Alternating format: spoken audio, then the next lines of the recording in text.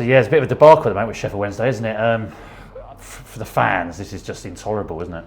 Absolutely terrible. Obviously, I've been a supporter. My dad took me on a 4-year-old in 1964, and I've had a season ticket since 1969. I said earlier, Sheffield's like a little village, even though it's fourth biggest city in country, and everybody knows each other. So you know all the fans, you know what they're thinking. I travel home, I travel away to every game, so you get to meet people. They become like your family, and everybody's depressed with what's happening. It's shocking. The club's in turmoil, basically.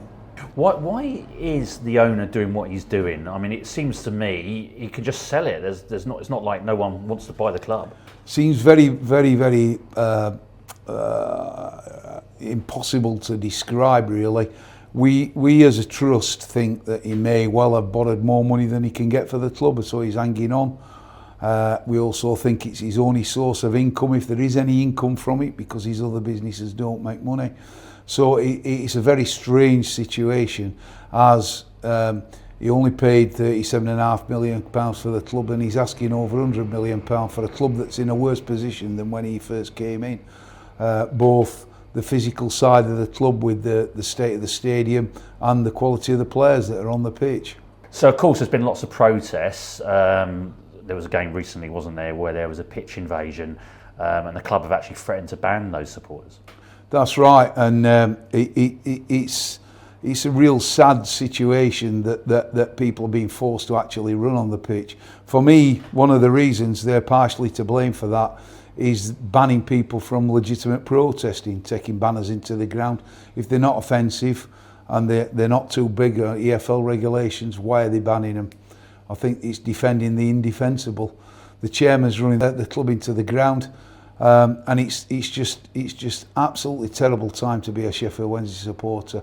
Massive football club, massive fan base, just an absolute disgrace that it's happening. And of course the EFL have charged the club again for late payment of wages. There's probably going to be a points deduction now by the looks of things, which again just makes the problem even worse, doesn't it? I think every supporter's wrote this season off and realised we're going to get relegated.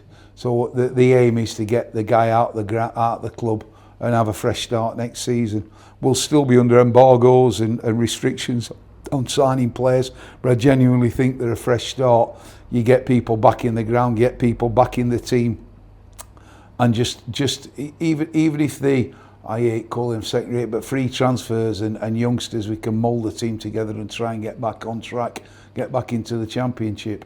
Yeah, and of course Barry Bannon, he decided to stay with the club. I mean, obviously the fans love him, he loves Sheffield Wednesday, and he could have easily left for double or triple the money he's on now. That's correct. There were at least 3 offers on the table where he's on 3 times as much money, and he took an offer at a really low wage that the EFL had set to try and make it affordable for the club to pay players.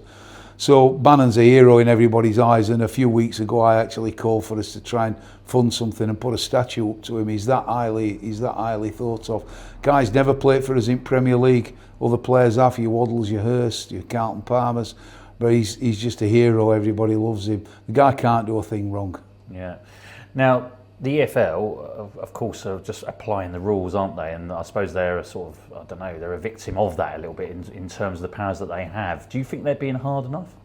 I don't think they've got the powers to act, and that's the problem. So the EFL are getting bad press for something that they haven't got really anything they can do about. If they can find something on the guy, if he's broke the law, if they can act, but their powers are weak. And right from the beginning with the fit and owners test, I think the EFL were conned a little bit because of the Thai Union Group's involvement in it, and since then Thai Union Group have distanced themselves from Mr Chansiri, so he's a standalone person who's got no other means of income by what's happening at Hillsborough.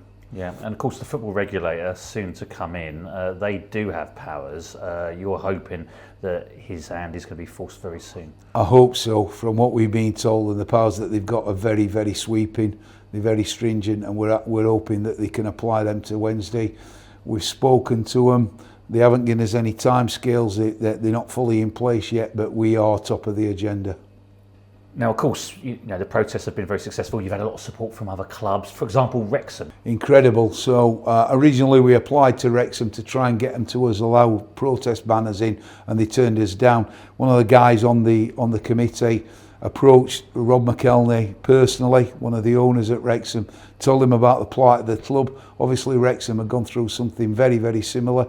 McElhenney then let us take all the banners in, supported it. Their supporters were incredibly vocal about what were happening, supported, sang the songs, and they sold their last season's away shirts and gave us the proceeds from that, which came to £37,500. They've gone straight into the coffers for protesting and supporting the staff at Middlesbrough, where we've got a GoFundMe page and a slush fund to help them who aren't getting paid. The lower paid staff are suffering incredible. The club just don't seem to care, or the chairman doesn't seem to care, and we're trying to support them.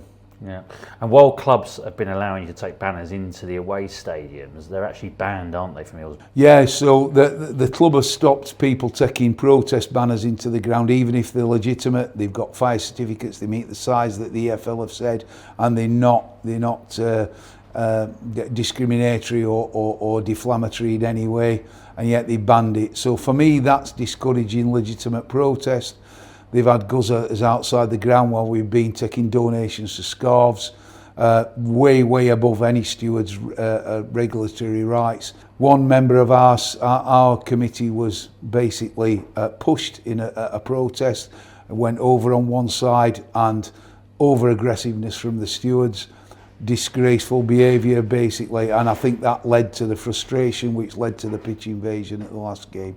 Of course, we speak now during the international break, but you've got more protests planned when the players come back. Very much so. The first home game after that, Middlesbrough, we're looking for a total boycott. That's season tickets, people not purchasing tickets on the day. Total boycott, trying to keep the crowd down to an absolute minimum, just to show the chairman what's going to happen next season if he doesn't go, and what power the fans have got for restricting the income for finances. Of course, people watching this will be saying, well, you're just harming the club even more by doing that. What would you say to them? Well, we've been accused because we've got boycotts on purchasing stuff in the ground, the shirts, the not a pound in the ground protest. But before we even started that, for 3 months, he didn't pay wages. So he's always come out with comments such as, the fans' money doesn't make a difference, I support the club, I have to prop it up, etc, etc. So there's no defence for him. Oh, we're harming the club, short-term pain for long-term gain. This guy's got to go. The club won't be here if we don't do something about it, and we're very, very concerned that, he could drive us into non-existence. Yeah, there's similar parallels, isn't there, to Reading? I mean, Reading managed to get to the other side of the tunnel, didn't they? But, so do you think this could play out the same way, or are you concerned that it won't? We hope that how it's happened and the EFL managed to find something on Da Yong and get rid of him because he committed a crime in China. We're hoping that there's something that either the IFR or the EFL can find on Mr. Chansiri and force him to sell or basically get rid of him. We can't seem to get him to put into administration because he's the major creditor. So any small creditors come up and try and do that, he's just paying them off with money from behind the settee, if you like. Yeah. That's the way that we think it's going to head. That the regulators or the EFL are going to have to force his hand to get rid of him. It's not just the players that are suffering here by the non-payment of their wages. There's actual staff who rely on that money for their mortgages and children and all the rest of it. And they're under intolerable strain right now, aren't they? Unbelievably so. There's either missed payments or underpayments. We've got a fund that is being put in by some of the money from Wrexham and some of the money from the GoFundMe page that helps them. They can access up to £500 a month per person if they're struggling. There is some pressure from the club to stop them accessing that. The club have got their own setup, but they have to answer all sorts of questions. It's putting the staff under intolerable pressure. We've got examples of people having to send money back. People don't want to come forward and say anything because they're scared for the jobs. It must be a terrible, terribly toxic situation to be working in. A lot of the people who work at the club are Sheffield Wednesday supporters. hardened supporters for years and years and years, and that's one of the reasons why they take a low paid job, because they think they're helping the club out, and yet they treat in an absolutely shocking manner. You must have been really pleased to see the mascot speak out. Barney the Owl, he released a statement condemning the club. Unbelievable. So he got one of our protest scarves around his neck. I think he may well have had a bit of a ticking off for it, but yeah. And he came out and supported it. I think some of the players have come out in support of what's happening. It must be a terrible situation for them as well, because it's all right saying players are all right, but they've got a short lifespan. If they've got a big mortgage and they've got 10 years to pay, they need the wages to pay the mortgage. It's a shocking situation, it really is, and I don't know how the authorities have allowed it to get to this state, but I've just stated that I don't think they've got the regulatory rights to do things, but surely this gives an example for things to change, and hopefully the independent financial regulator does that. And just finally, despite all this, you're actually above Sheffield United in the Championship table. You'd have got good money on that, wouldn't you, at the start of the season? Unbelievable, unbelievable. To be honest, I think it's kept them quiet. They haven't took the mickey, they haven't had a go. The genuine supporters are concerned. I think the others just, hope you die, hope the club disappears. I don't think that's true. That's banter. We all want to be better than the other side of the city. There's an absolutely incredibly fierce rivalry between the two clubs, but at the end of the day, it's football, and people have got split families where they blue, one side's blue, one side's red. You must see how it affects them and the mental health, etc., etc.